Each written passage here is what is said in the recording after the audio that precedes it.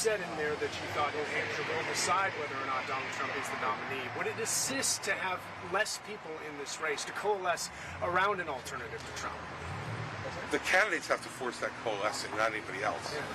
You know, and so I think there'll be some. Look, I think there'll be a lot fewer people on the stage for the debate in Miami on November 8th. That'll help.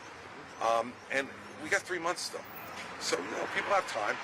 And you see even up here now, in my last 2 visits here, the last 2 weeks, there's more attention being paid than there was before. When I was up here in July and August and September, people were courteous, but they weren't yet focused.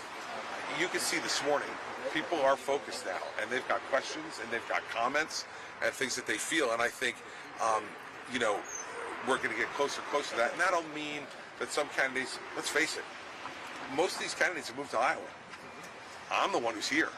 Everybody else is fighting in Iowa. Good, let me fight in Iowa. I'll spend all my time here and collect as many votes as I possibly can. And when they come, they're going to be faced with a surprise, Trump included.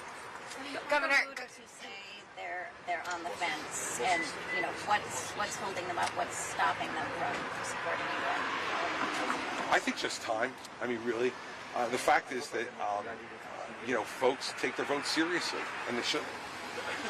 And so I think it's just going to be time for me to see them, for them to see me, and for us to make the case. I'm absolutely convinced that the American people don't believe that somebody who puts themselves ahead of the country should be president of the United States.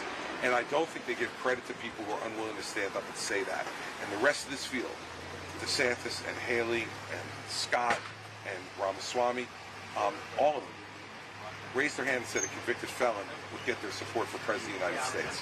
I'm sorry, that should be disqualified. Governor, I want to talk about the Speaker of the House. You said that we are grateful that, or you were grateful that we might have a Speaker today. However, the Speaker nominee, Mike Johnson, was denied the 2020 election results. He is arguably an election denier. Do you support that? No, he was wrong. But, you know, we need to get the Speaker of the House. And we've had election deniers as nominees. We've had non-election deniers as nominees, and none of them have been able to get to 217 votes. What I care much more about at the moment is that we get aid to Israel. What I care much more about at the moment is that we get aid to the southern border. What I care much more about is that we get aid to Ukraine. Those are things, and that we get a budget passed. Those are things that need to be done.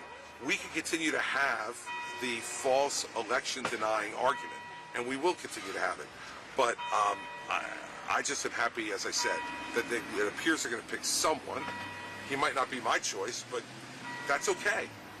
We need to get the work done that the people sent them there to do.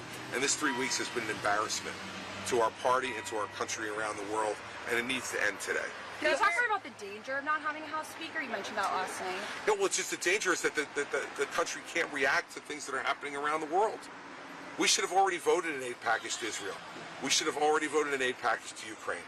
And the fact that that doesn't happen is a huge problem. And it creates uncertainty with our allies, and it creates opportunity for our enemies. And that's what I mean by the danger. Governor, Turkish